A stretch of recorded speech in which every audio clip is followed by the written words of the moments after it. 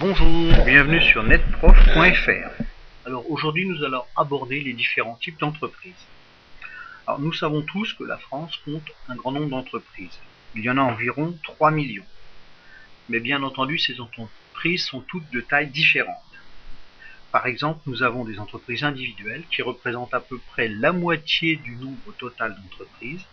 Et puis nous allons jusqu'à la très grande entreprise multinationale qui, elle, ne représente que 0,01% du nombre de ces entreprises. Alors ce chapitre, nous allons l'aborder sous 3 angles. Premier angle, on va regarder la classification selon la taille. Puis nous aborderons la classification selon l'activité et nous terminerons avec une classification selon le statut juridique.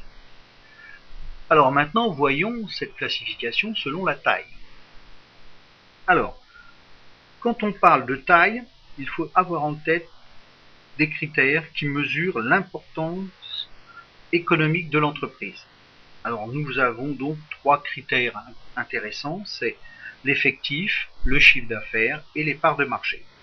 Alors, concernant l'effectif et le chiffre d'affaires, la loi de modernisation de l'économie a regroupé ces 2 critères pour déterminer certaines classifications de taille d'entreprise. Et elle a déterminé que le premier type d'entreprise le plus petit, c'était ce qu'on appelait la micro-entreprise. Alors la micro-entreprise, c'est tout simplement les entreprises de moins de 10 salariés et qui réalisent un chiffre d'affaires inférieur à 2 millions d'euros par an. Donc on voit que c'est celle qui représente le plus grand nombre, tout compte fait, d'entreprises françaises. Elle a décidé, cette loi de modernisation, d'indiquer que le deuxième type d'entreprise, c'est ce qu'on appelle les PME, qui, dans le langage familier, veut regrouper un grand nombre de choses, mais là, ça a été un peu plus précisé. Exemple, les PME sont des entreprises de moins de 250 salariés et qui réalisent un chiffre d'affaires inférieur à 50 millions d'euros par an. Apparaît une nouvelle catégorie, que l'on appelle les entreprises de taille intermédiaire, c'est-à-dire que ce ne sont plus des PME et ce ne sont pas encore des multinationales. Alors ces entreprises de taille intermédiaire, ce sont des entreprises qui ont moins de 5000 salariés, donc vous voyez que ça commence déjà à faire un petit peu de volume en effectif, et qui ont un chiffre d'affaires inférieur à 1,5 milliard d'euros. On est proche de la très grande entreprise. Et dernière entreprise, les dernières classifications, alors j'ai pris l'exemple de Renault, qui est une multinationale, ce sont celles qui ne peuvent pas être classées en dessous, c'est-à-dire les entreprises qui ont plus de 5000 salariés et dont le chiffre d'affaires dépasse les 1,5 milliard d'euros. L'autre critère qui a été lui laissé de côté, qui n'a pas été regroupé avec les effectifs et le chiffre d'affaires, c'est le critère selon la part de marché. Alors, c'est très simple. On va avoir des entreprises qui vont avoir une activité, donc des parts de marché locales. On va avoir des entreprises qui vont avoir des parts de marché nationales. Bon, j'ai pris l'exemple de Senoble, même si je pense qu'elle commence à empiéter un petit peu sur les pays limitrophes de la France pour écouler ses produits. Et nous avons après ce qu'on appelle les multinationales, comme Yoplait du groupe Nestlé, qui elle donc voit ses produits vendus dans le monde entier. Alors passons maintenant à une autre classification qui est celle selon l'activité. Alors, je le rappelle, selon l'activité, c'est un classement selon le secteur économique et nous l'avons déjà abordé dans un thème précédent. Le secteur économique, c'est tout simplement lié à l'activité principale. Alors, un petit rappel, le secteur primaire, c'est le secteur qui est lié aux activités agricoles et aux extractions du sol. Extraction minière, pétrolière, etc.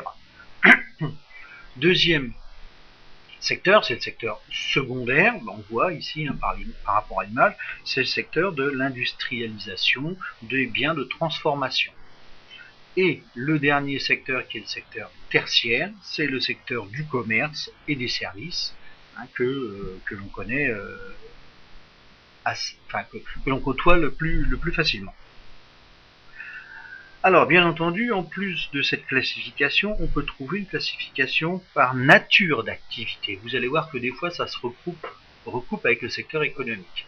Alors, selon la nature d'activité, on va avoir ce que l'on appelle les entreprises artisanales. Artisanal, c'est tout simplement le chef d'entreprise qui, lui, va aussi travailler, participer à la production de biens ou de services. Généralement, ce sont des tout petites entreprises. On va avoir après les entreprises commerciales. Donc là, leur activité est dans le secteur tertiaire. Elles achètent et elles revendent. Les activités industrielles, donc les entreprises industrielles, qui elles sont là pour fabriquer des biens. On aura le secteur agricole, donc les activités agricoles, que ce soit l'agriculture ou l'élevage. Là, j'ai mis une photo sur l'élevage. Et puis, pour terminer, on va avoir les activités libérales. Alors là, j'ai mis un petit dessin d'un graphiste qui est, lui, en profession libérale. On y trouve les avocats, les médecins, les experts comptables, etc. Dernière classification que nous allons aborder, c'est la classification selon le statut juridique. Alors, première chose, il faut faire une distinction entre les entreprises publiques et les entreprises privées. Alors, commençons par les entreprises publiques. Les entreprises publiques, ce sont des entreprises qui sont sous le contrôle total ou partiel de l'État. C'est-à-dire que le capital de ces entreprises est détenu en partie ou totalement par l'État. Alors, on va prendre quelques exemples. Par exemple, Areva, son capital est détenu à hauteur de 87% par l'État, tout simplement parce que Areva, c'est elle qui travaille sur les centrales nucléaires, donc à partir de là, il faut qu'il y ait un contrôle sécuritaire de l'État. L'EDF, c'est exactement le même profil, et le capital de l'EDF est détenu à 85% par l'État.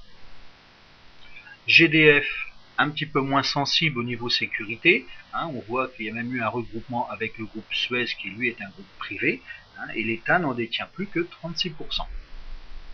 Autre entreprise qui est en partie détenue par l'État, c'est Renault, mais là la part est très minime puisque c'est que 15% du capital qui est détenu par l'État.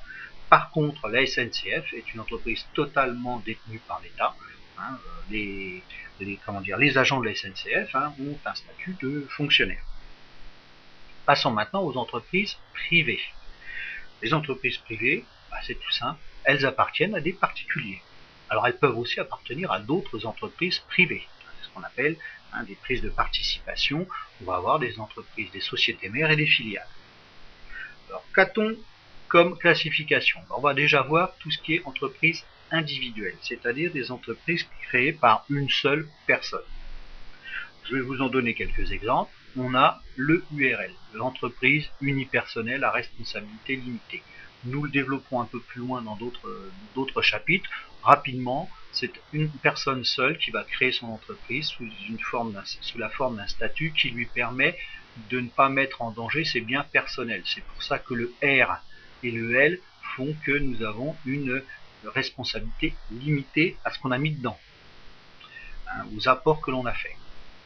On a donc l'entreprise individuelle classique, c'est l'artisan que l'on connaît depuis longtemps, ou le commerçant depuis longtemps. Donc là, le statut est proche de l'URL, la seule différence, c'est qu'il va mettre en jeu, tout compte fait, ses biens personnels. Donc il n'y a pas de responsabilité limitée à ce qu'il a apporté. Et puis, un type d'entreprise qui a été créé il y a quelques années, c'est l'auto-entreprise, qui a un statut qui permet à beaucoup de gens de créer son entreprise avec peu de moyens. C'est plutôt des entreprises liées aux services. Passons maintenant aux entreprises privées, mais ce qu'on appelle sociétés, c'est-à-dire que là, le capital va appartenir à plusieurs personnes ou à d'autres sociétés. On va en citer deux que l'on développera plus tard dans d'autres chapitres, qui est la SARL, Société à responsabilité limitée. On retrouve l'aspect responsabilité limitée, c'est-à-dire que les gens qui vont investir dans ces sociétés ne vont investir que l'argent qu'ils y mettent et non pas leurs biens personnels. Alors, pour créer une SARL, il faut au moins être 2 associés et au maximum 100 associés. Donc, c'est souvent des PME, des petites et moyennes entreprises.